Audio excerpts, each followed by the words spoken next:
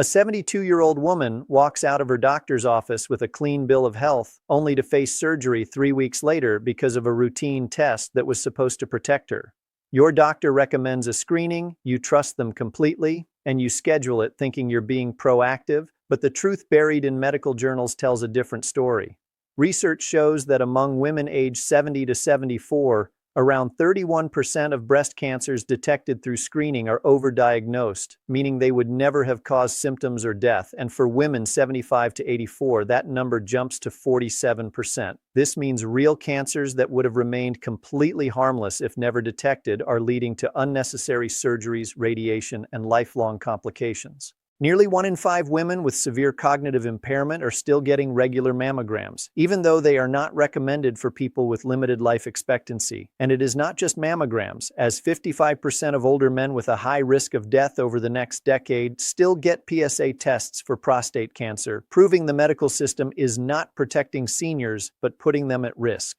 The harms from overdiagnosis occur because of unnecessary diagnostic tests, treatments, and follow-ups from which patients receive no benefit, only harm, as medical interventions carry side effects, with cancer treatments especially posing serious risks, along with the psychological burden of being labeled as diseased and the crushing economic costs of treatments that provide zero benefit. Today, we are exposing 5 specific medical tests that could be doing more damage than good once you hit 70, mainstream screenings that millions undergo every year, often without understanding the complete picture of risks versus benefits. Before we dive in, drop a comment below about what country you are watching from and your age, and whether you have ever questioned a test your doctor ordered or experienced complications from screening, as we are reading every comment and responding with personalized guidance. And if this information helps you make smarter healthcare decisions, hit subscribe, as we are committed to bringing you evidence-based content that truly protects your health.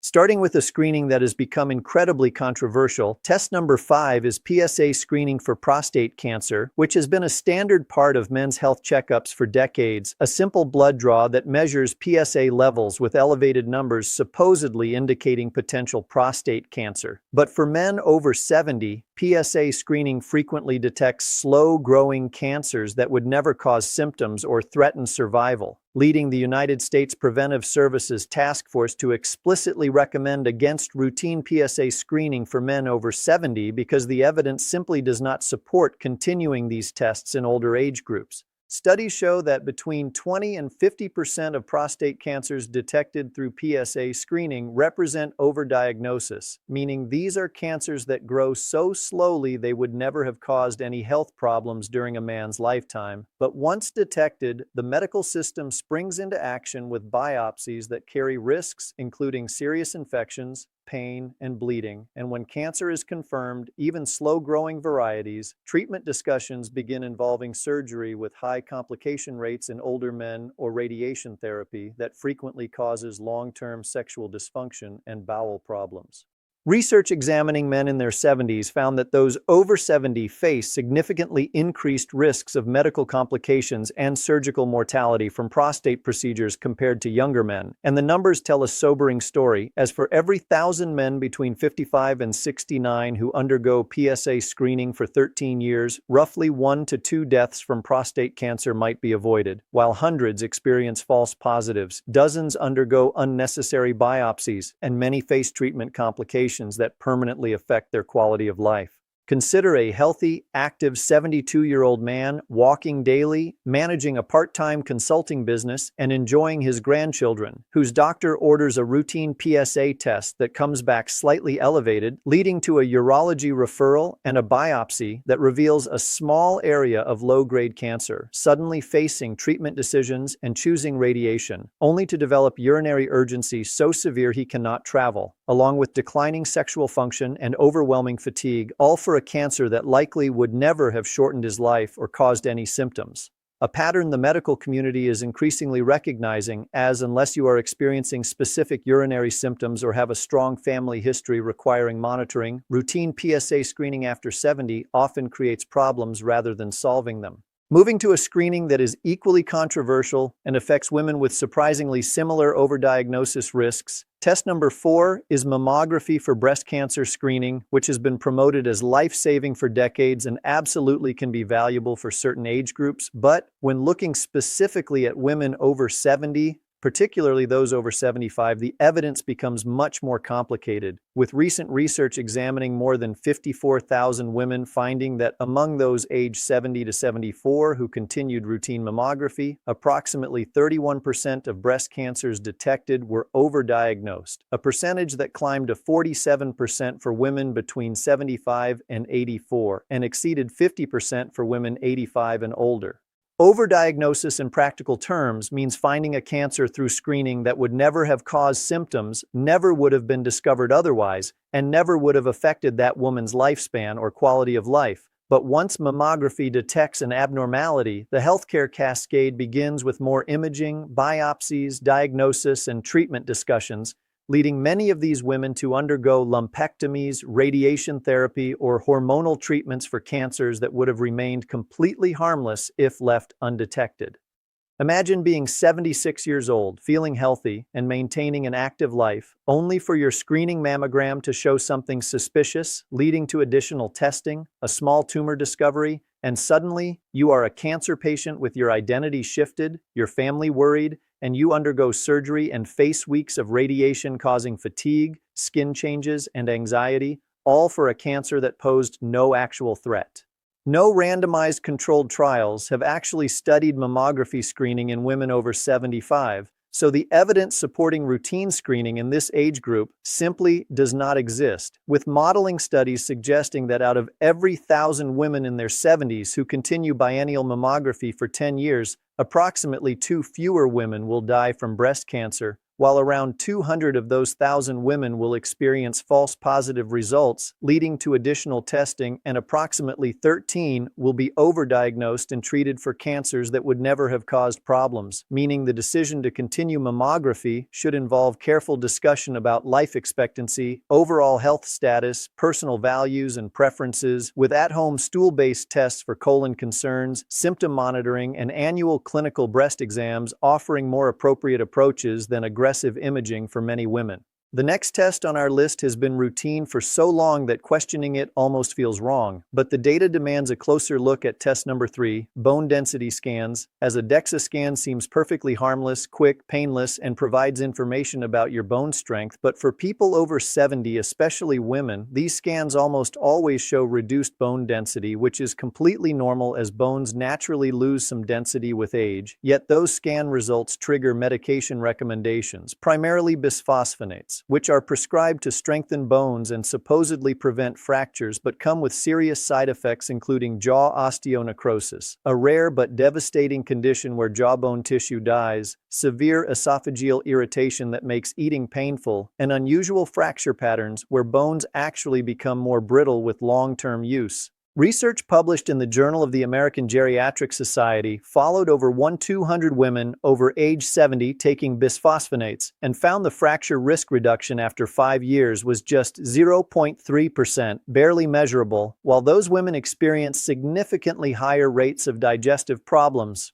throat inflammation, and atypical bone breaks. Consider a 76-year-old woman who walks regularly, has never fallen, has no bone pain, and goes for her annual checkup where her doctor orders a DEXA scan showing osteopenia, which is simply mild bone density reduction, not even full osteoporosis, but despite having no symptoms and no fracture history, she is immediately prescribed medication, and within 3 months she is experiencing severe reflux and jaw pain, her quality of life plummets, and she stops activities she loved because of the side effects. When those medications are stopped and replaced with evidence-based lifestyle interventions like strength training, balance exercises, adequate vitamin D, and calcium-rich nutrition, the outcomes improve dramatically, with research from Osteoporosis International finding that these lifestyle approaches reduce fracture risk by over 20% without any medication side effects, as functional strength, balance, and fall prevention matter far more than the bone density number on a scan, and unless you are already experiencing fractures or have severe osteoporosis with significant symptoms, aggressive treatment based purely on a DEXA scan number often creates more problems than it solves.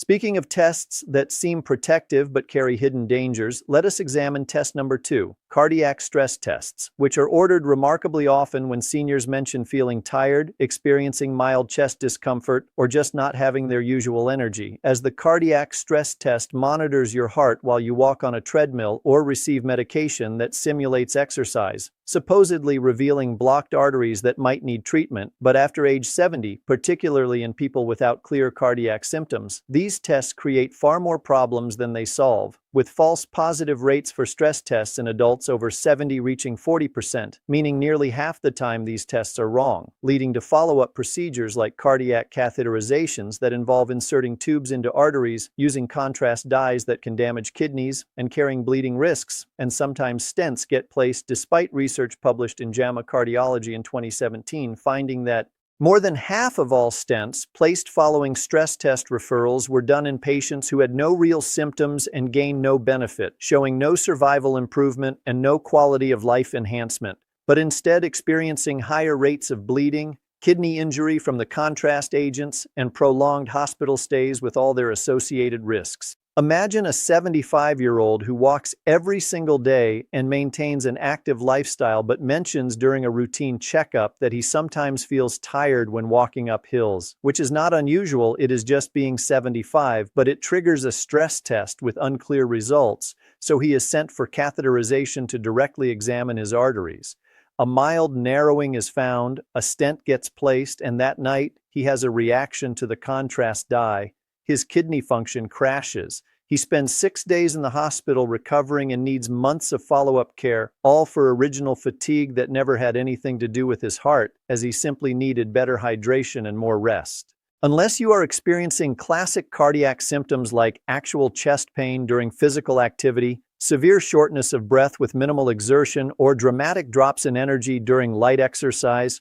a stress test after age 70 may cause more harm than good, and safer alternatives exist such as a resting electrocardiogram to evaluate heart rhythm without any exercise stress, or a coronary calcium scan using minimal radiation to assess whether dangerous plaque is actually building up in the arteries, providing valuable information without pushing patients into unnecessary procedures that carry significant risks. Finally, we have reached the test that might surprise you the most, test number 1, full-body CT scans, which are marketed as premium preventive care and executive health packages promising to catch disease early, with private clinics promoting them as proactive health management, but the reality is far more dangerous, as full-body CT scans expose your entire body to substantial radiation doses of 10 to 20 millisieverts per scan, equivalent to approximately 500 chest X-rays, and for adults over 70, the likelihood of triggering unnecessary follow-ups, biopsies, and surgeries is extraordinarily high. And here is the crushing irony. There is zero evidence that full-body scans without specific symptoms actually save lives, with recent modeling published in JAMA Internal Medicine suggesting that the dramatic increase in CT scan usage across the United States may now be responsible for up to 5% of all cancers,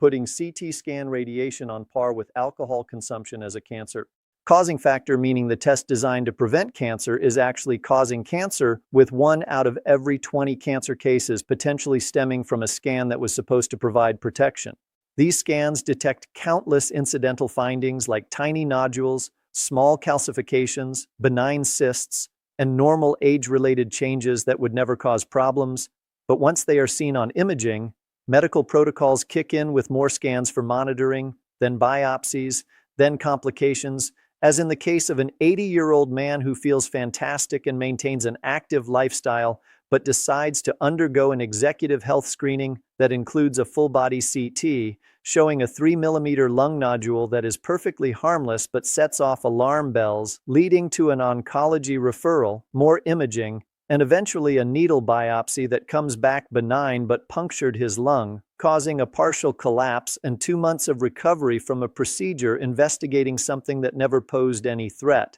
The American College of Radiology is clear that there is no proven benefit for full-body CT screening in asymptomatic adults, and there is significant potential for harm. So if you are experiencing specific symptoms like unexplained weight loss, coughing up blood, or visible masses, then targeted imaging makes sense, but scanning your entire body without clinical indication is like using explosives to search for lost keys, and the smarter approach is straightforward. Listen to your body, maintain regular checkups with a primary physician you trust, and only pursue testing that addresses specific symptoms or clear clinical indications. As for adults over 70, the equation changes, with the time required for screening benefits to materialize often exceeding realistic life expectancy, while harms from false positives and unnecessary procedures become increasingly likely. So always ask before any test what happens next. And remember that real disease prevention comes from sustainable lifestyle choices like staying physically active, eating nutrient-dense whole foods, maintaining social connections,